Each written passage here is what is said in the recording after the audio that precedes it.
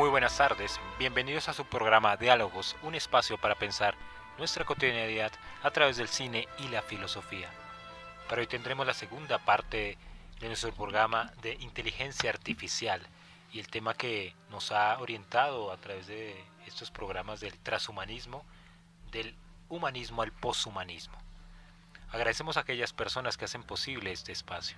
Agradecemos especialmente a la emisora Mariana por la apertura del espacio y a Freddy David Romo, director de la emisora Mariana, y en el máster a Avi Ricardo Cepeda. Hoy tendremos unos invitados especiales, son alumnos del profesor Daniel, del curso de Filosofía y Tecnología. Hoy tendremos en la mesa de trabajo a José Daniel, Juan Manuel, Gabriela y tendremos nuevamente la voz también de Camila que nos ayudará con algunas impresiones de filosofía de la cultura. Daniel, acompáñenos con una pequeña reseña para que nuestros oyentes recuerden esta película de Steven Spielberg. Bueno, Inteligencia Artificial, como se conoce en Hispanoamérica, es una producción estadounidense basada en el relato Los superjuguetes duran todo el verano de Brian Aldiss, uno de los representantes de la nueva ola de literatura de ciencia ficción. A la vez se inspira en la obra clásica de las aventuras de Pinocho, escrita por el literato italiano Carlo Collodi. El filme fue dirigido por Steven Spielberg y protagonizado por Haley Joel Osment, Francis O'Connor, Jude Law, Jake Thomas y William Hurt. Se estrenó el 26 de junio del año 2001 y pertenece al género drama ciencia ficción. Bueno, como ya pues habíamos reseñado en el programa anterior, pues cabe aclarar que pues esta no es una producción solamente de Steven Spielberg, sino que pues en realidad la comienza Stanley Kubrick, quien cederá en el año 1995 pues todo el proyecto a Steven Spielberg. Lastimosamente pues Stanley Kubrick muere en el año 1999.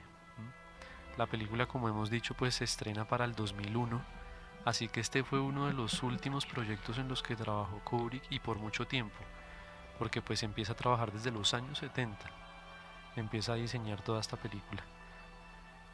Claro, pues ya hemos anotado también en el programa anterior que en vista de que pues no se tenía la tecnología digital que sí tuvo el siglo XXI para poder hacer la película, pues por ese motivo no se lleva a cabo.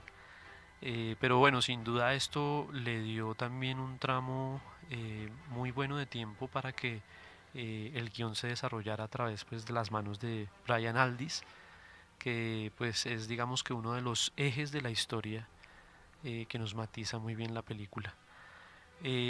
Recordamos pues las figuras principales que ya hemos comentado un poco en el primer programa, que son David, un robot niño con la capacidad de amar, o al menos que ha sido preprogramado para amar, gracias a su creador, el Dr. Hovey, que pues emprende este gran proyecto que pues nos acerca a los temas de el transhumanismo y la poshumanización, que es digamos que todo el hilo temático que hemos venido desarrollando a través de nuestros programas.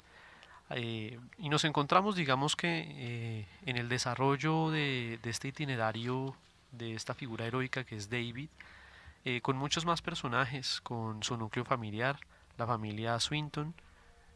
Además nos encontramos también con personajes relevantes allí, como Gigolo Joe, también dentro de la trama, uno de los que va a ayudar a David a encontrar, digamos que la respuesta por su identidad, a responder a esta gran pregunta sobre qué significa amar y sobre todo si es posible que una máquina nos ame.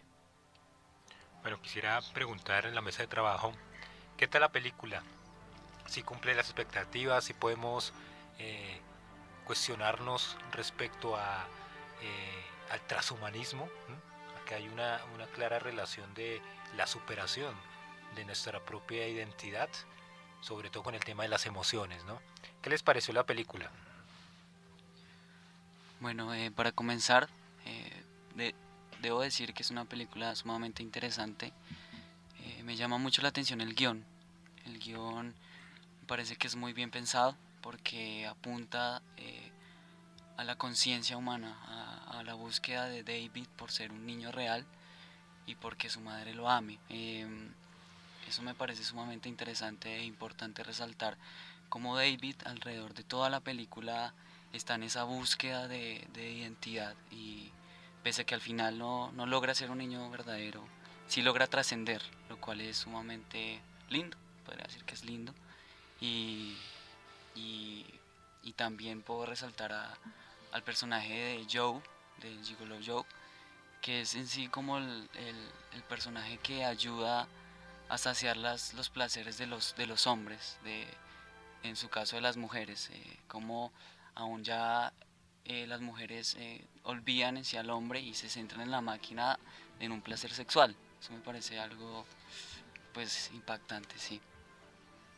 Sí, también discutible. Yo creo que una de las cosas que también debemos enmarcar, y ya aventurábamos algo en el primer programa, es precisamente la figura de Joe, que es tal vez la figura más realista dentro de la película, ¿no? Que le da a esa fantasía de la cual vive David un panorama muy, muy real, es decir, muy real en el sentido de lo superficial que puede llegar a ser este mundo distópico del ser humano para momentos así, ¿no? Hay una clara, bueno, relación entre Joe y David, ¿no? En cierta manera sí le presenta el mundo como es, le presenta su situación, es una máquina. Eh, David busca una identidad a través de esta aventura que emprende, siendo abandonado por la figura de su mamá, emprende la búsqueda de su propia identidad, de su propia existencia. Pero esta relación entre David y Joe es interesante porque hay una cierta empatía, porque aún así si de alguna manera lo motiva a que busque su respuesta, pero de cierta manera también le muestra su propia realidad, su propia condición. Y lo que es interesante es que David, bueno, tiene un impulso, tiene una motivación por alcanzar eso que quiere, ¿sí? Quiere convertirse en un humano. Bueno, no sé qué otras impresiones de pronto también nos pudieran compartir. Bueno, considero que la máquina, que en este caso es David y el gigolo, pareciera que tienden ya a trascender porque ya dentro de ellos ya hay como, aunque son máquinas, tienen ya como un pensamiento racional en el sentido de que quieren buscar respuestas.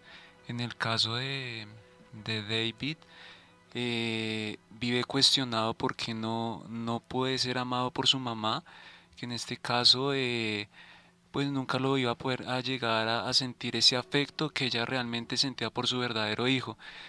Y en el caso de Gigolo iba detrás de cumplir como esa meta que era satisfacer a las mujeres que lo buscaban. Entonces creo que en el círculo que hay en la película, la máquina tiende ya como a no quedarse como en que solo recibo información y programación de alguien que me maneja, sino ya se tiende a mostrar como una autonomía por querer ella misma ya no depender de su creador, sino ser ella misma y actuar por sí misma. Esto que apunta José Daniel es muy importante porque yo creo que es también algo que nos permite como trazar el puente entre la obra de Carlo Collodi y las aventuras de Pinocho con la película, porque después de todo reconocemos que el mundo de los mecha, para nuestros oyentes, pues es una expresión que se utiliza dentro de la película para designar el mundo de la máquina. Este mundo de los mecha realmente está como manejado por hilos, ¿sí? Y esos hilos son los de los creadores, ¿no? Tal y como se maneja representativamente dentro de la obra de Collodi, que pues es una marioneta, lo que es Pinocho. Entonces, claro, buscando un desprendimiento de esa interdependencia creador-criatura, vemos que Gigolo Joe e incluso pues David van en busca de, si bien asimilar esa condición de marionetas para la sociedad humana de esta distopía, también concebirse como seres con un proyecto propio, ¿m? Seres con un proyecto que no solo pueden buscar, sino que también con el que pueden soñar. Y esto digamos que es una clara evidencia de la injerencia que ha tenido la perspectiva de Carlo Collodi dentro del imaginario común de toda la película, pero sobre todo dentro de Stanley Kubrick y Steven Spielberg. Bueno, por mi parte considero que la película es una proyección, ¿no? Una proyección de lo que los humanos considerarían que llegarían a ser los robots. En programas precedentes siempre mantenía una posición bastante crítica con este, por decirlo así, cliché que se presenta en las películas, donde pareciera que los robots quieren ser humanos y tienen una similitud en cuanto al sentir, el pensar, la libertad, sobre todo el deseo de libertad, porque en esta película se hace mucho hincapié en el deseo de libertad. ¿Y la libertad en dónde se ve? En el amar. Cuando tú amas, eres libre, humanamente, ¿no? Pero digamos que siempre he dicho que falta romper esos paradigmas fílmicos donde solo la máquina quiere tener una similitud al ser humano. En ese aspecto, creo que la película se queda, obviamente, en el ámbito de todas las películas de ciencia ficción. Y pienso que aquí está la mesa de trabajo pues también para hacer una crítica y para trascender un poco lo de la máquina en este transhumanismo. Bueno, yo también quiero resaltar a un personaje importante en la historia, que es el oso Teddy, que acompañó en todo el proceso que estuvo David. Fue la persona que estuvo ahí apoyándole en todo momento. También pienso que Teddy tenía como de ese sentido de que David era su amigo y que de ese momento tenía que como que apoyarlo y como buscar también buscar el hada azul acerca de ese sentido que él tenía, y por eso es también importante en la película. Sí, yo creo que uno de los íconos tal vez que se esconde detrás de la película también es la figura del oso Teddy. Recuerda mucho a la figura de Pepe Grillo, que es la conciencia dentro del cuento de Pinocho. Y vemos que Teddy aquí, digamos que otra vez se hace un paralelo entre la historia de Collodi y la adaptación cinematográfica. Bueno, como pues ya es costumbre en nuestros programas, los dejaremos pues a continuación con uno de los soundtrack que pues estuvieron a cargo de John Williams, Rock City.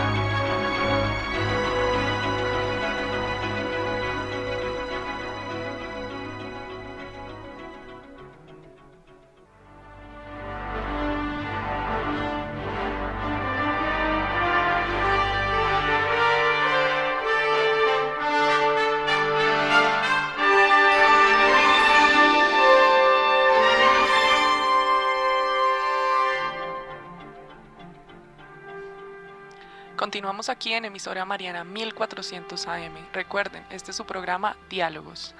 Estábamos comentando la película y Daniel nos recomendaba hacer un resumen del programa precedente para que nuestros oyentes pues nos sigan por la línea de la discusión. Bueno, sí, yo creo que vale la pena conectar el programa que hemos tenido anteriormente porque hemos discutido temas sobre la libertad, el problema de si elegimos voluntariamente o involuntariamente, y bueno, y todo esto nos llevó específicamente al tema de qué significa después de todo amar, ¿no? Y qué sería amar con libertad o qué sería amar supeditado a una programación como lo vemos retratado en la película. Y bueno, pues todo esto digamos que nos llevó a la discusión también sobre la identidad personal, y digamos que para conectar lo que ya hemos abordado en ese programa, me parece muy sugerente que entremos a abordar lo que significa de fondo la historia de David, pero ya no bajo la figura heroica que pues habíamos discutido en el primer programa, sino bajo lo que es como meca. Y lo que es como máquina, quiero decir, lo que representa para nosotros, porque después de todo el filme termina, digamos, tratando de develar un horizonte donde ya la humanidad no existe y lo único que ha quedado de la humanidad es la máquina, es David y es Teddy. Son dos máquinas que han quedado para, digamos que conservar el recuerdo eterno de la humanidad. Incluso vemos también la imagen allí de un tipo de meca evolucionado que parece como un tipo de alienígena humanoide, que bueno, pues no conoció a su creador y que pretende conocerlo a través precisamente de lo que son Teddy y de lo que es especialmente David como una máquina que tiene la capacidad de amar tal y como se retrataba en el mundo humano, y que este tipo de mechas evolucionados no alcanzan a entender en toda su dimensión, y esto realmente hace único a David.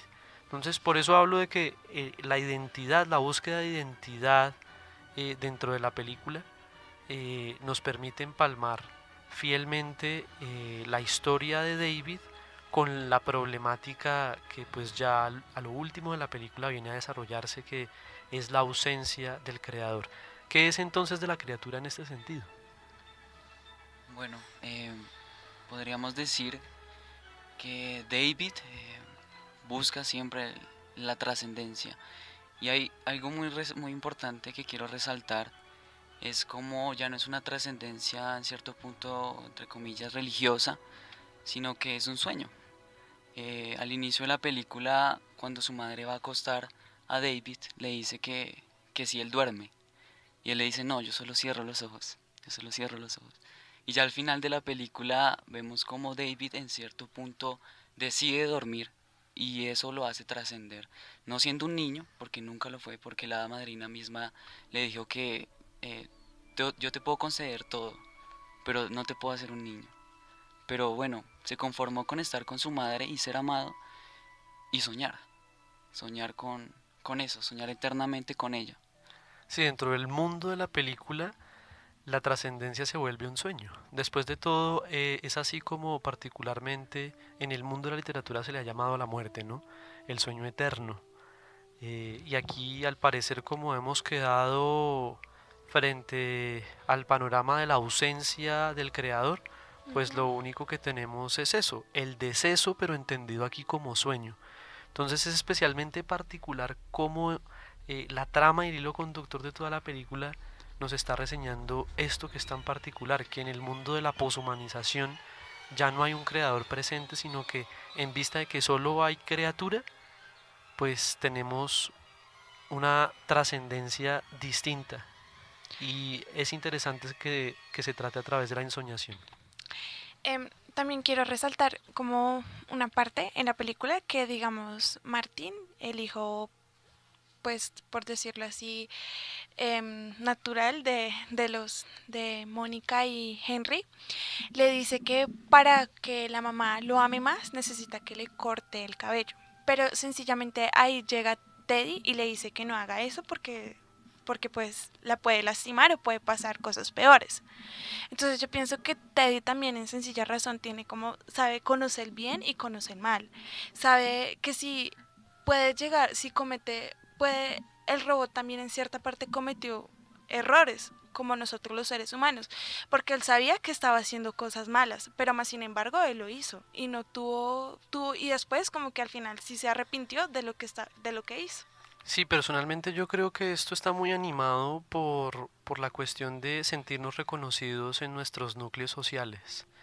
Después de todo, digamos que David lo que pretende al tratar de equipararse a su hermano es precisamente eso, tratar de poder, digamos que, estar dentro del núcleo familiar y sentirse como parte del mismo, ¿sí? Sin verse apartado o alienado de eso a lo que pues quiere pertenecer. Entonces, claro, esa insistencia sí que es relevante dentro de la trama.